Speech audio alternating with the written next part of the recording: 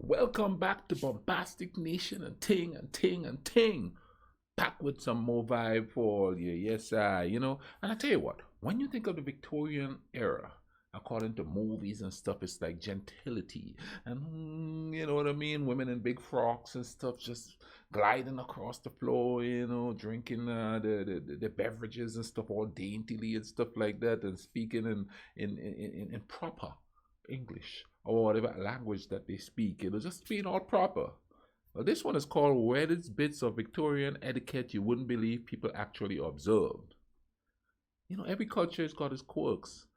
Every era in a culture has got its quirks. So I want to see what the vibe is, because you know what I mean. When you reading books and stuff, in some books, I guess when they teach you that stuff, you get the sugar dung vibe of it and thing. So let's see what's going on here with this weirdest bits of Victorian etiquette. Let's YouTube and simmer. Political reforms, social changes, and the world's first industrial revolution.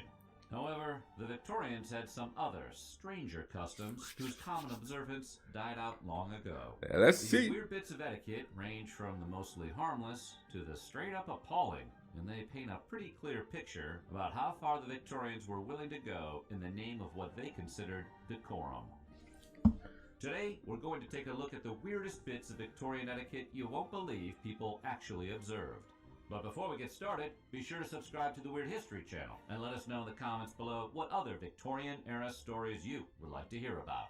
Okay, everyone please be on their best behavior. It's time for some etiquette lessons. Let's go. Throughout history, aphrodisiacs that can make one person lust after another have been highly sought after. Similarly in demand were anaphrodisiacs, or substances that would curtail that same libidinous energy. And in the 19th century, cornflakes, or more specifically, Kellogg's brand cornflakes, were considered a must-eat item for those looking to suppress their natural, horniness. It seems like the oddest marketing choice in history. John Harvey Kellogg himself described the famously wholesome breakfast cereal as a healthy, ready-to-eat, anti-masturbatory morning meal. With that established in the public mind, it became good form for well-bred gentlemen to be seen consuming it. Oh, Seriously, wow. we're not making this up. This bizarre state of events was premised on the then popular understanding that lascivious foods bred lascivious habits. If I know you, and I think I do, you're probably eager to find out which foods they considered the lascivious ones. The answer is basically anything spicy or excessively rich and flavorful. This includes items like curry and heavy French sauces, among many, many others. Anyway, Kellogg probably eating that. wasn't the guy to be going to for advice on these matters. He was the kind of man who counseled young girls to douse their privates with carbolic acid in order to burn off their desire. And cornflakes obviously had no effect on the libido. Fruit Loops, on the other hand. That explains a lot. Voluptuous women with curves have been popular in many eras, and the Victorian era was one of them. This preference notwithstanding, the well-bred and fashion-conscious ladies of the day still made efforts to slim themselves down where they could. In modern times, if you want to lose weight, most doctors will tell you to make adjustments to your diet and level of exercise. In Victorian times, however, they would just wait to swallow a giant tapeworm and wait for it to devour their fat from the inside out. The procedure, which sounds a bit like a Lovecraftian ritual, is, to put it mildly, utterly terrifying. Yeah. It starts by taking a pill that contains a tapeworm egg. The egg eventually hatches, and the parasite then grows inside of the host body, ingesting whatever the host eats. This, in theory, allows the dieter to shed excess pounds without ever having to worry about their caloric intake.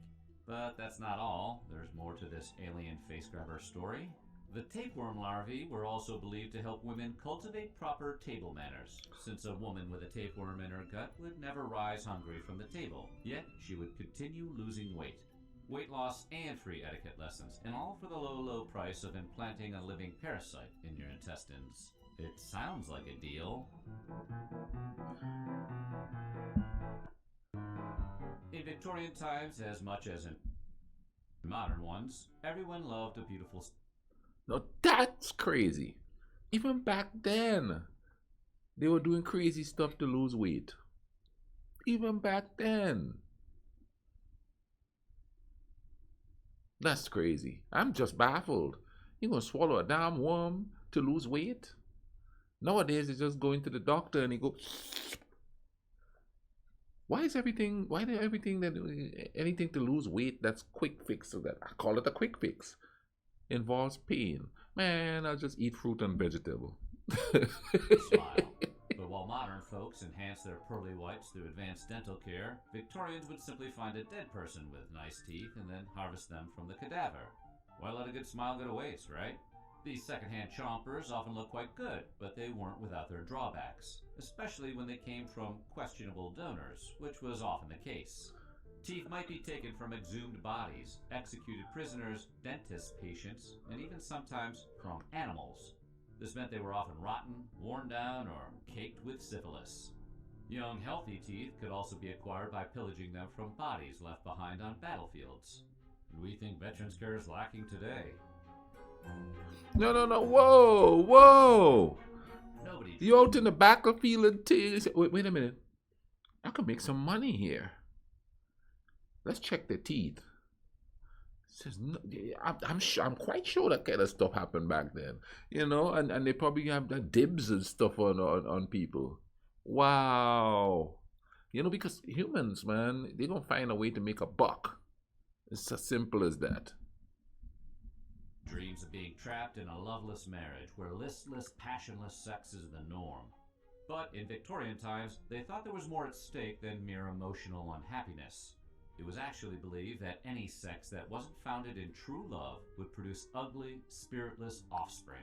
Those who wanted good-looking, energetic kids were warned not to have sex that was faintly or drowsily performed. We know where that come Similar from. to the bar scene, it was also thought that making love on a flight of stairs was a bad idea because, according to the Daily Mail, a child that was begat upon a set of stairs is most likely to be born with a crooked back and given in no small way to the fault of staring.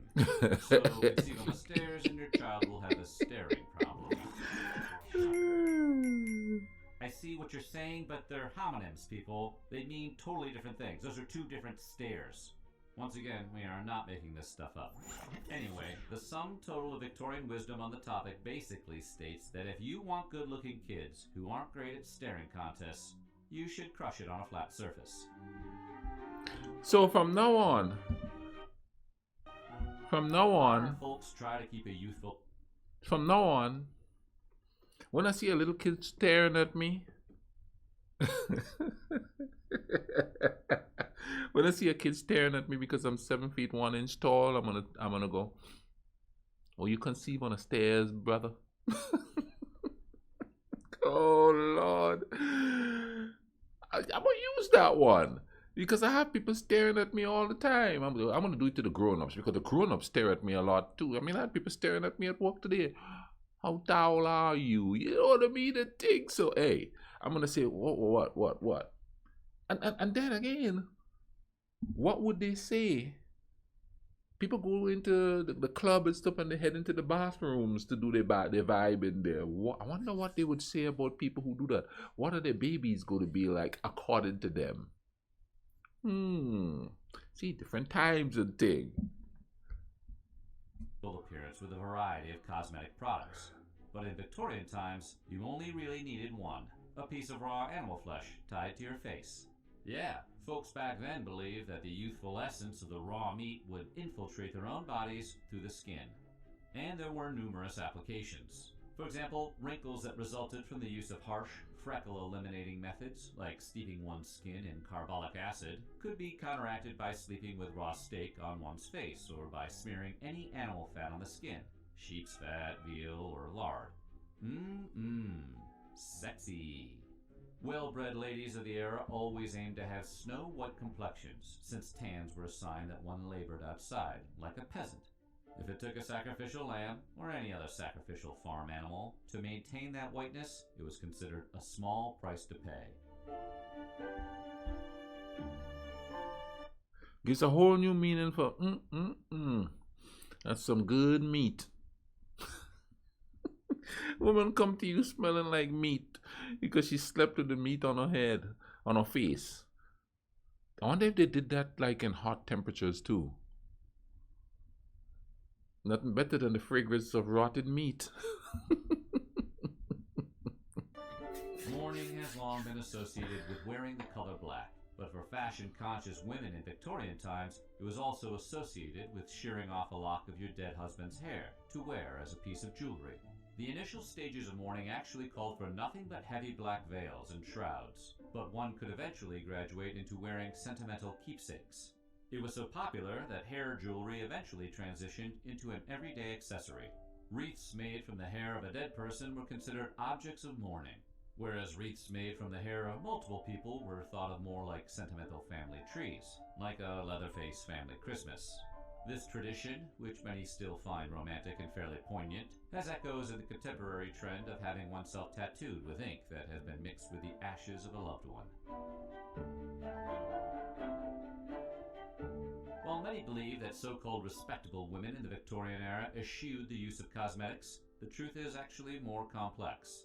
In fact, those women were merely cutting corners by discreetly ingesting their beauty regimens. In fact, in the late 19th century, it wasn't uncommon to see advertisements in U.S. newspapers for all sorts of ingestible beauty products. According to National Geographic, this included tins of wafers that, if eaten, promised to remove freckles, pimples, and other facial marks. These products contained poisonous arsenic, but the companies never tried to hide it. In fact, the words arsenic complexion wafers were typically printed right on the packaging.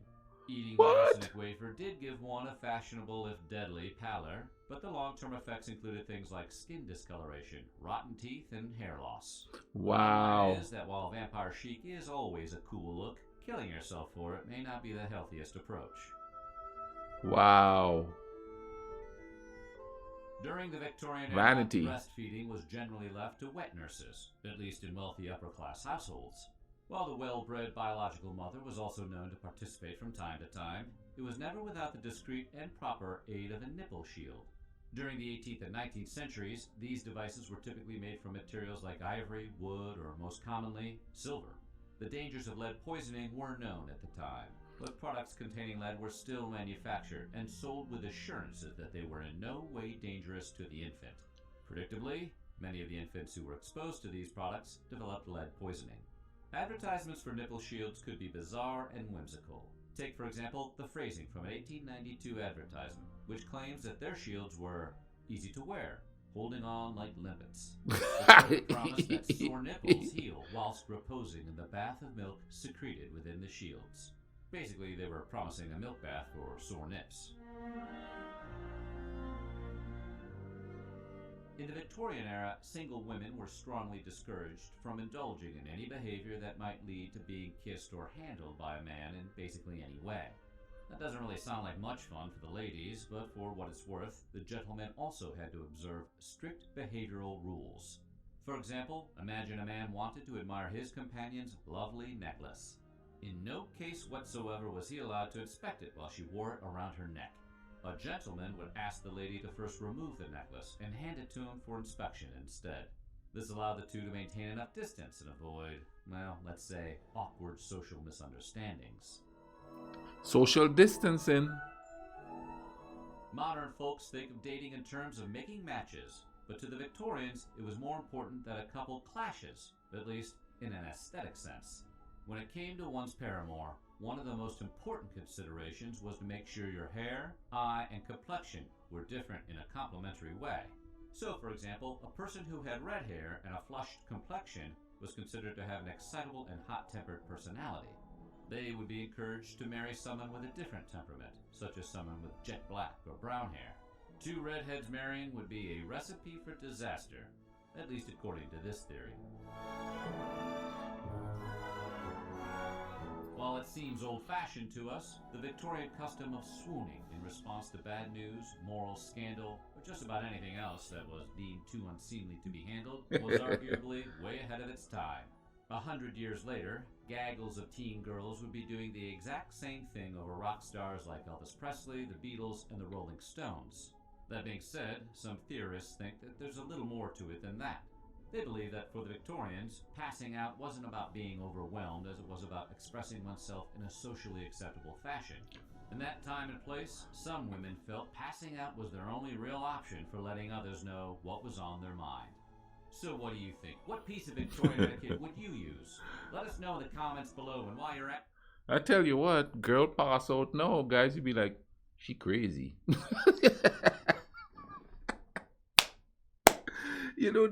Can you imagine being transported or teleported back there, and you see a girl, and you're like, "What up, girl?" You know what I mean? You know how guys are these days. You know what I mean? That this is where I am. What up, girl? And she goes,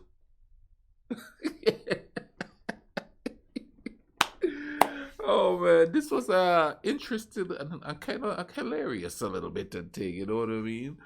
Man, I hope you guys enjoy this stuff, man, because I'm having a lot of fun here. I know you're all enjoying it. But anyway, and thing, you know what I mean? Keep watching, keep watching. There's a lot more of this. Just keep watching the vibe and enjoying it. Like I said, grab you some juice, some whatever beverage you want, some popcorn. Hey, get you some what do the British call some crumpets. Get you some crumpets and a cup of tea and enjoy the vibe. You understand what I'm saying? Thing. Take care of yourselves, man. In these times, in these trying times, take care of yourself. Cool runnings.